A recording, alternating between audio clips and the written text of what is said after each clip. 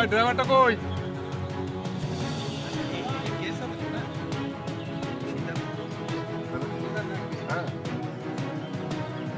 হ্যাঁ বেরিয়ে যাও।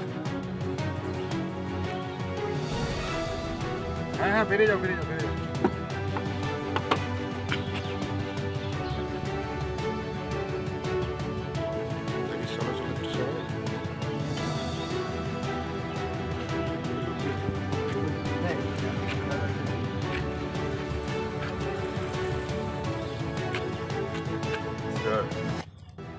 এই বন্ধু, হ্যাঁ বলুন।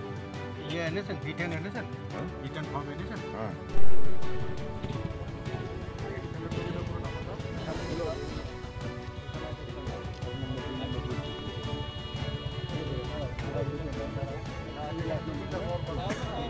আমাদের সেলিম ভাইকে পুরো ভিডিও করবি, ঠিক আছে?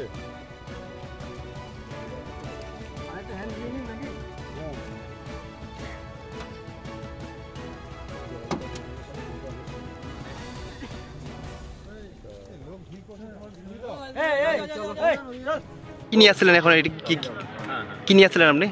আমরা 45 বিধানসভার কিছু টাকা নিয়ে এসেছিলাম বুথ খরচের হিসাবে। ওটাই আজকে করছে। টাকা দিল কে আপনাদেরকে? আমাদের জেলা পার্টি হচ্ছে। ক টাকা ছিল? 8 লক্ষ টাকা। এই যে এইভাবে টাকা নিয়ে আসছেন, টাকা নিয়ে আসার নিয়ম রয়েছে কি আপনার জানছেন কিছু? না, জানা নেই, ছিল না। আর কী করলো ওরা? সিজ করলো টাকাটা, আমি এখন কোর্টে অ্যাপিল করবো। আপনার নাম? তিলকরাম, আপনি কি দায়িত্বে রয়েছেন? বিধানসভার ইনচার্জ, অফিস ইনচার্জ।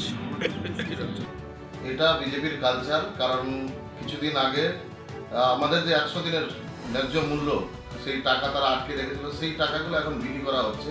কারণ দীর্ঘদিন ধরে তারা মানুষের কাজ করেনি, মানুষকে শুধু ভুল বুঝিয়ে রেখেছে, ভাওতাবাজি করেছে। তাই মানুষের প্রলোভন আর তাদের উপরে পড়ছে না, তাই টাকা দিয়ে কেনার চেষ্টা তারা করছে। এটা মানুষ আজকে দেখতে পেল, মানুষের বিচার করল না।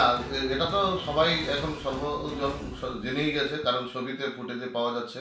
হ্যাঁ, বিভিন্ন জায়গায় আমরা দেখতে পাচ্ছি এবং তারাও স্বীকার করছে যে তাদের বুথ খরচের জন্য দিয়েছে। বুথ খরচের জন্য এত টাকা হয় না। একটা ধনী দল, তার প্রমাণ এটা যে কালো টাকা তাদের কাছে কত টাকা রয়েছে এবং তারা কিভাবে মানুষকে টাকা দিয়ে কিনতে চাইছে। মানুষের অধিকারকে তারা টাকা দিয়ে কিনতে চাইছে, কাজ দিয়ে নয়, মানুষের ভালোবাসা দিয়ে নয়। নিঃসন্দেহে নির্বাচন কমিশনের ব্যবস্থা নেবেন। ফ্লাইং স্কোয়াড টিম যারা ধরেছেন তারা তো নিঃসন্দেহে তারা আইনি পদক্ষেপ নেবেন। যে সমস্ত কর্মীরা ধরা পড়েছে তাদের বিরুদ্ধে আমরা চাইব তার কঠোরতম শাস্তি হবে। আপনার পরিচয়? শেখ আফসার আলী, ব্লক সভাপতি, চাচলা 1 তৃণমূল কংগ্রেস কমিটি।